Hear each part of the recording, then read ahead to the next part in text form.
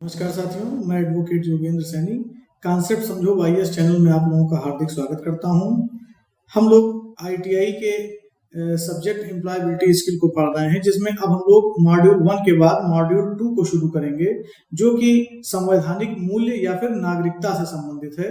इसके अंतर्गत हमें कुल 3 चैप्टर्स को पढ़ना है, जिसमें चैप्टर नंबर 2.1 है मूल्य और नैतिकता के बीच में क्या अंतर है, हमें इसके बारे में समझना है।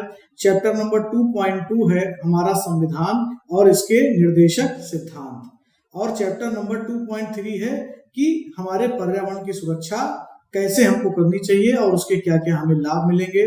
देखिए, आईटीआई में पढ़ने वाले सभी बच्चों के लिए ये वीडियो लेक्चर है, जो कि एम्प्लॉयबिलिटी स्किल को पढ़ के अच्छे से वीडियो के माध्यम से समझना चाहते हैं। और हर मॉड्यूल खत्म होने के कुछ दिनों के बाद हम पूर्व में आए हुए प्रश्नों को और वर्तमान में जो प्रश्न इस चैप्टर से बन सकते हैं उनको, और भविष्य में कौन से प्रश्न इस चैप्टर से पूछे जा सकते हैं, इन तीनों को आपस में कंपाइल करके अच्छे से समझेंगे और ऑनलाइन वीडियो के माध्यम से हल करने का प्रयास करेंगे। तो चलिए शुरू करते हैं मॉड्यूल 2, और इसमें हमें चैप्टर वाइज चैप्टर एक एक चैप्टर को पढ़ना होगा। तो शुरू करते हैं पहला चैप्टर, जिसमें 2.1 है और नाम है मूल्य एवं नैतिकता। अध्याय 2.1 मूल्य एवं नैतिकता, इसे सीक्वेंस में हम लोग चैप्टर 4 भी कह सकते हैं। देखिए, मूल्य और नैतिकता ये क्या चीज है, इसे हमें इस चैप्टर में समझना है। तो 3 पॉइंट हम इस चैप्टर में पढ़ेंगे। मूल्य और नैतिकता क्या है, इसके बारे में। नैतिकता और मूल्य हमारे व्यवहार को कैसे प्रभावित करते हैं, इसके बारे में। और हमारे व्यक्तिगत मूल्यों की हमको कैसे पहचान होगी, इन चीजों के बारे में हम लोग आज डिस्कस करेंगे और जानेंगे। हमारे देश में 6 बेसिक मूल्य हैं, इनमें से जिन्हें आप जानना चाहते हैं उन्हें टिक करें। यहाँ पर देखिए, हमारे देश में कुछ जो मूल्य हैं इनके बारे में बताया गया है। पहले मैं आपको एक छोटा सा संक्षिप्त विवरण दे दूं कि मूल्य और नैतिकता ये क्या होता है। देखिए, नैतिकता जो है ये कसौटी है, कह सकते हैं आप कि ये पैमाना है। और किस चीज का पैमाना है कि क्या सही है और क्या गलत है। यानी नैतिकता किसी भी डिसीजन में या निर्णय में हमें ये देखने में मदद करता है कि हम क्या सही कर रहे हैं और क्या गलत कर रहे हैं। इसके विपरीत मूल्य कुछ मान्यताओं या धारणाओं या नियमों को हम कह सकते हैं कि वो हम खुद बनाते हैं, या हो सकता है समाज में पहले से भी वो मूल्य बने हो जिसे हमें मानना चाहिए।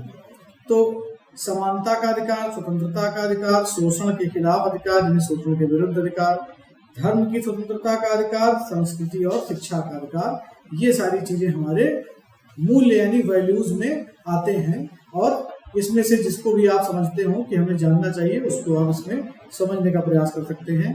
अब हम मूल्य और नैतिकता क्या है इसके बारे में पढ़ेंगे। नैतिकता यानी कि एथिक्स, इसका अर्थ यह तय करना है कि लोगों द्वारा किए जाने वाले व्यवहार में क्या सही और क्या गलत है।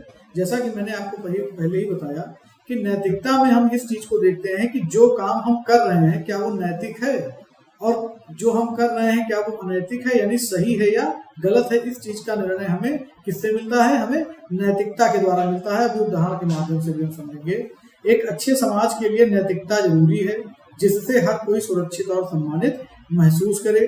पूरे समाज के लिए नैतिकता पर समान होती है, जो पूरा समाज है उसके लिए नैतिकता समान होती है। ऐसा नहीं है कि केवल नैतिकता को हमें ही अनुसरण करना है, दूसरे को अनुसरण नहीं करना है।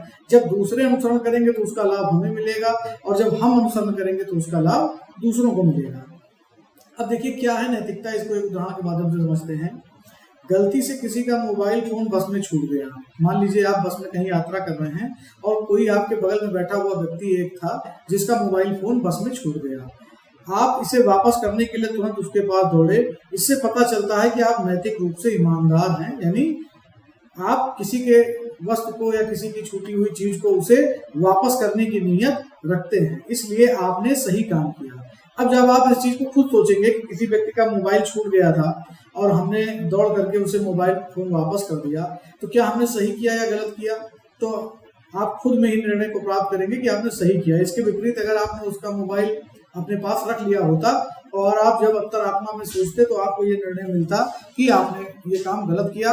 उस मोबाइल में उसका बहुत सारा इंपॉर्टेंट नंबर भी था और जो अब खो गया है, जो आपके पास है, जो उसको और कभी नहीं मिलेगा। दूसरा उदाहरण आप देखते हैं कि एक आदमी दूसरे आदमी को पीट रहा है। आपको गुस्सा आ जाता है और आप उस आदमी को पीटने से रोकते हैं। आप पीटने वाले को डांटते हैं, तब पीटने वाला या पीटने वाली आपको बताता है कि दूसरा व्यक्ति लुटेरा है। अब बताएं कि क्या आपने उसको सही किया या गलत किया। मतलब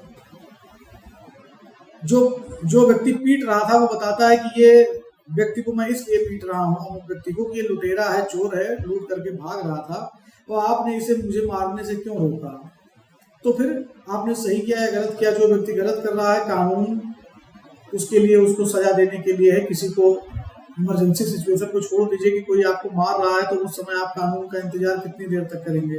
तो आपको भी अपने बचाव में कुछ ना कुछ करना पड़ेगा। लेकिन अगर समय है, पर्याप्त संसाधन है आपके पास, तो आप कानून को अपने हाथ में ना लें, ये ज़्यादा उचित होगा। तो ये जब आप नैतिकता और मूल्य की कसौटी पे इसको रख के इस पॉइंट को देखेंगे तो आपको खुद ही सही निर्णय पता चल जाएगा। ये अलग बात है कि नैतिकता और मूल्य को हम लोग अधिकतर अपने निर्णयों में ध्यान में नहीं रखते हैं और समाज में ऐसे ही काम हो रहे हैं जो अनैतिक है। अभी आगे उदाहरण में आप देखेंगे। अब हम पढ़ते हैं कि मूल्य क्या होता है। मूल्य वे विश्वास होते हैं जो हमारे नजरिया या कार्यों को दिशा देते हैं। इससे यह पता चलता है कि कोई व्यक्ति अपने घर पर, काम और समाज में किस ढंग से सोचता है। यानी मूल्य जो है, हम कह सकते हैं कि हमारे कार्य करने की दिशा है, वो नजरिया है, वो सिद्धांत है, वो नियम है, वो पैमाने हैं जो हमने बना रखे हैं। कुछ हमने बना रखे हैं, कुछ समाज में हमने लोगों को देख करके सीख के बनाया है कि अगर कोई व्यक्ति मान लीजिए सुबह 6 बजे उठता है और वो स्वस्थ है, तो हम भी यही सोचते हैं कि हमको भी 6 बजे उठना चाहिए और दिनचर्या का पालन करना चाहिए, जिससे हम भी स्वस्थ रहें। यह व्यक्ति के चरित्र को निर्धारित करता है। यह नैतिकता से अधिक व्यक्तिगत है, यानी पर्सनल। अभी नैतिकता अलग चीज हो गई, लेकिन मूल्य जो है ये पर्सनल हो गए। उदाहरण के माध्यम से समझिए, समय का पाबंद होना आपके मूल्यों में शामिल है। यानी आप टाइम के जो है पंक्चुअल हैं, हर जगह आप टाइम पर पहुंच जाते हैं, चाहे क्लास हो, चाहे अगर आप काम कर रहे हैं तो ऑफिस हो, तो ये माना जाएगा कि आप अपने मूल्यों पर ही आप काम करते हैं। आपका एक सिद्धांत है, एक नियम है, उस पर आप चलते हैं। बिना नियम और सिद्धांत के आप नहीं चलते हैं। आप हमेशा समय पर होते हैं या होती हैं, लेकिन कई बार ऐसा भी होता है जब आप समय पर नहीं पहुंच पाते हैं, तब आपको अपने मूल्यों का पालन ना कर पाने पर बुरा लगता है। जैसे कहीं आपको टाइम से पहुंचना था, आपने टाइम दिया था किसी को और वहां आप टाइम से नहीं पहुंच पाए, तो आपको बुरा लगता है, क्योंकि आपके अंदर मूल्य वो पहले से हैं। प्रत्येक व्यक्ति के अपने मूल्य होते हैं जो उन्हें उनके परिवार, संस्कृति, धर्म आदि द्वारा सिखाए जाते हैं। जैसा कि हमने बताया कि कुछ हमारे अंदर होते हैं और कुछ हम बाहर से सीखते हैं। हमारे मूल्य हमारे व्यवहार को निर्धारित करते हैं। यदि हमारा मूल्य लोगों का सम्मान करना है, तो वास्तव में हम अपने कार्यों में भी सभी के प्रति सम्मान दिखाएंगे। यानी अगर हम दूसरों को रिस्पेक्ट दे रहे हैं, तो हम अपने कार्य में भी रिस्पेक्ट रखेंगे। ऐसा ही नहीं कि केवल दिखाने के लिए हम उनकी रिस्पेक्ट कर रहे हैं, चाहे उनका लिंग, धर्म, जात, अमीर गरीब, राष्ट्रीयता कुछ भी हो। ठीक है ना। अगर आप व्यक्ति को मानते हैं, उसकी हेल्प करना चाहते हैं, हेल्प करने का नेचर है आपका, उसको आप परेशान नहीं करना चाहते हैं, तो आप अपने काम में भी वैसा ही करेंगे, ये माना जाता है। अब एक स्थिति दी गई है, इसके बारे में आपको चर्चा करनी है। स्थिति क्या है? एक पुरुष और एक महिला हाथ पकड़कर सड़क पर चल रहे हैं। पुरुषों के एक समूह ने उन्हें यह कहते हुए धमकाना शुरू कर दिया कि यह हमारी संस्कृति के खिलाफ है और हम अपने समाज में ऐसी गतिविधियों को बर्दाश्त नहीं करेंगे, इस पर चर्चा करिए। अब देखिए, कई बार आपसे प्रश्न भी पूछा जाता है कि एक महिला और पुरुष बाइक पर बैठकर जा रहे हैं, तो आप उनको देखेंगे तो क्या करेंगे? और दोनों की एज भी थोड़ा बहुत ही अंतर है आपस में। तो आप ये सोचिए, हमेशा नकारात्मक नहीं सोचना चाहिए। वो भाई बहन भी तो हो सकते हैं। अगर आपकी बहन है और परीक्षा देने जा रही है, तो क्या उसको बाइक पर ले जाके आप परीक्षा हाल तक नहीं छोड़ के आएंगे? लाने भी जाएंगे। तो अगर उस समय कोई ऐसा व्यक्ति जो आपका मित्र नहीं है और वो आपकी बहन को और आपको गलत नजरिए से देखता है, तो अब आप खुद सोचिए आपको कैसा प्रतीत होगा। और जब वही काम आप दूसरों के लिए करते हैं, तो आप ये कैसे अपेक्षा कर सकते हैं कि मेरे साथ ये काम ना हो, ये गलत काम हमारे साथ ना हो, या अगर ये नैतिक नहीं है, अनैतिक है, तो ये नैतिक। जब आप नैतिकता रखेंगे, अभी आपने पढ़ा कि कुछ चीजें जो हमें करनी चाहिए उसका लाभ दूसरों को मिलेगा और कुछ दूसरे करेंगे उसका लाभ हमको मिलेगा। तो नैतिकता और मूल्य समान रूप से सब पर लागू होते हैं, ये किसी एक व्यक्ति का पर्सनल मामला नहीं है। अब नैतिकता और मूल्य हमारे व्यवहार को कैसे प्रभावित करते हैं ये हमें देखना है। हमारी नैतिकता और मूल्य हमारे चरित्र के स्तंभ, देखिए जो हमारा कैरेक्टर होता है उसमें नैतिकता और मूल्य दोनों का ही समावेशी ढंग से हम कह सकते हैं कि सहयोग होता है। और हमारे चरित्र के मुख्यतः 6 स्तंभ होते हैं, इसे याद रखिएगा। पूछा जाता है प्रश्न में कि 5 होते हैं कि 4 होते हैं कि 3 होते हैं, या फिर हो सकता है 6 बता के इनमें से नाम कोई दे दे कि कौन सा है। तो आपको ऑब्जेक्टिव टाइप क्वेश्चन के हिसाब से तैयार करना है। तो कितने स्तंभ होते हैं? 6 स्तंभ होते हैं। कौन कौन से? पहला है विश्वसनीयता यानी ट्रस्ट वर्दीनेस, यानी आप की पर्सनालिटी ऐसी हो कि लोग आप पर विश्वास कर सकें, ईमानदार रहें, विश्वसनीय बने और वफादार रहें। देखिए विश्वसनीयता आप अपनी कैसे शामिल करेंगे?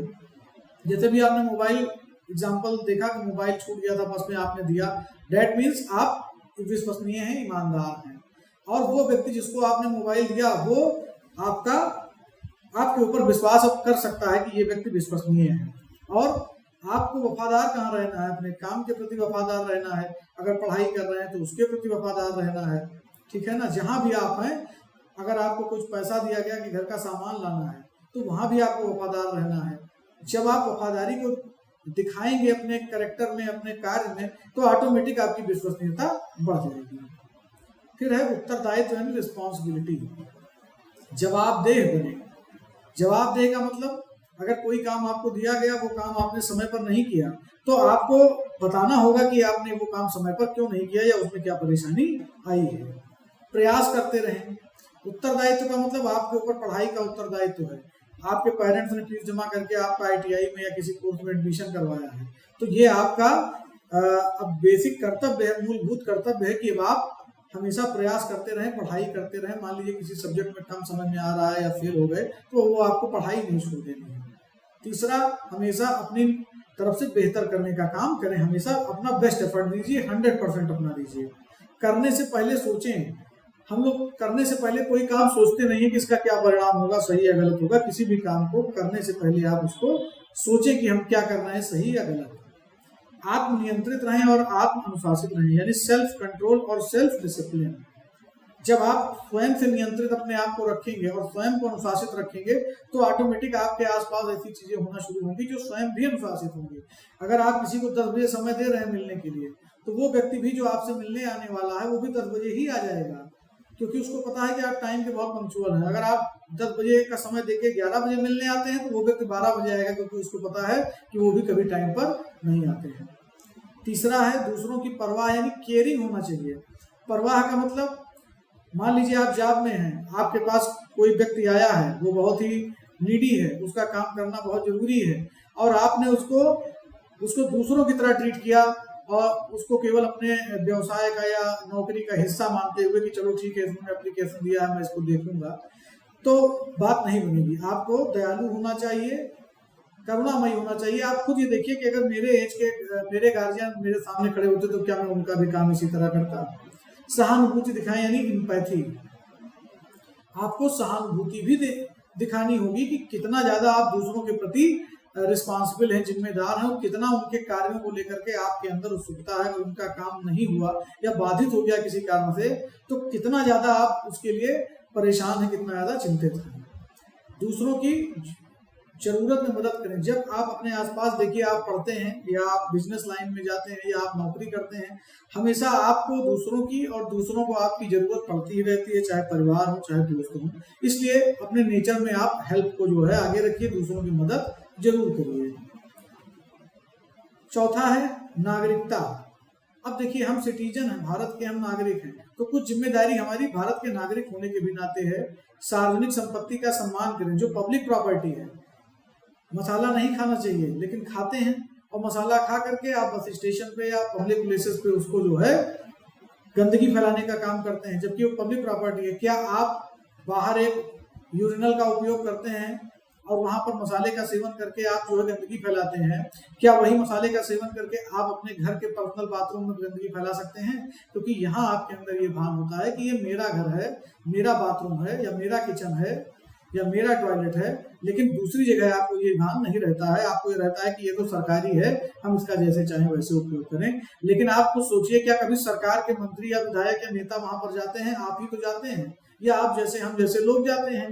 तो परेशानी किसको हो रही है? हमें और आपको और हमारे जैसे लोगों को हो रही है। तो पब्लिक प्रॉपर्टी को भी आप रिस्पॉन्सिबिलिटी के नजरिए से देखिए कि ये भी हमारा ही है और हमें ही यूज करना है। पर्यावरण बचाएं। अब अपने स्वार्थ में आप पर्यावरण को हानि ना पहुंचाएं। कई लोग क्या होता है कि कचरे को इकट्ठा करके पॉलिथीन वगैरह को जला देते हैं, कई बार मना किया गया है, लेकिन लोग नहीं मानते हैं। उसे उठा करके कचरे के डिब्बे में रख देना चाहिए, और जो कूड़े की गाड़ियां आती हैं, जहां कहीं भी कूड़ा निस्तारण आपका होता हो वहां पर जो है सुरक्षित रूप से डाल दें, उसको जलाएं नहीं। मतदान करें और कानून का पालन करें। मतदान आपको करना चाहिए। जो भी मतदान करने के लिए एलिजिबल पर्सन है, 18 साल के हैं या उससे ऊपर है, मतदाता सूची में नाम है, तो वो मतदान जरूर करें और कानून का पालन करें। आपसे कहा जाता है हेलमेट लगा के चलिए, तो आपको लगता है पुलिस वाला केवल इसलिए रोक रहा है कि आपसे 200 रुपए भी लेकर के वो आपको छोड़ देगा। आप सोचिए कि आप एज ए नागरिक क्या कानून का पालन कर रहे हैं, तभी आप दूसरे के ऊपर उंगली उठा सकते हैं कि नहीं हम तो कर रहे हैं लेकिन आप नहीं कर रहे हैं। अपने समाज, देश और दुनिया के कल्याण के लिए कार्य करें। फिर 5वां है निष्पक्षता यानी फेयरनेस। हर जगह आपको निष्पक्ष होना चाहिए। तुरंत निर्णय पर पहुंचने की प्रवृत्ति से बचें। मान लीजिए आपके सामने कोई परेशानी है या समस्या, चाहे आपकी दी हुई है, आपके वजह से पैदा हुई है, या समस्या किसी और के कारण से आपको देखनी पड़ रही है, तो तुरंत आप डिसीजन पर मत पहुंचिए। पहले आप तथ्यों पर जाइए, फैक्ट्स को देखिए कि क्या रीजन है, क्यों ये समस्या आई, इसको हम कैसे सॉल्व कर सकते हैं, और तब आप उसके ऊपर अपना निर्णय लीजिए कि हमने सही किया या गलत किया, या ये सही हो रहा है या गलत हो रहा है। दैट मीन्स निष्पक्ष रहिए, किसी के फेवर में मत जाइए, काम वही करिए जो सही हो। सच के आधार पर निर्णय लें, यानी फैक्ट देखिए, जो ट्रुथ है, जो सच है, उसके आधार पर डिसीजन लीजिए। दिमाग खुला रखें और चौकन्ने रहें, यानी कोई आपको सामने वाला मूर्ख न बना सके, इसका आप ध्यान रखें। झूठी खबर न फैलाएं, इसको तो करना ही नहीं चाहिए। सम्मान, दयालु बने, उन सभी का सम्मान करें जो आपकी उम्र, लिंग, सेक्सुअलिटी, रंग, जाति, धर्म या वर्ग की दृष्टि से आपसे अलग है। मतलब अपने से जिस भी मामले में कोई व्यक्ति भिन्न है, हमें सदैव उस व्यक्ति का क्या करना चाहिए? सम्मान करना चाहिए। दूसरों की भावना को ठेस ना पहुंचाएं।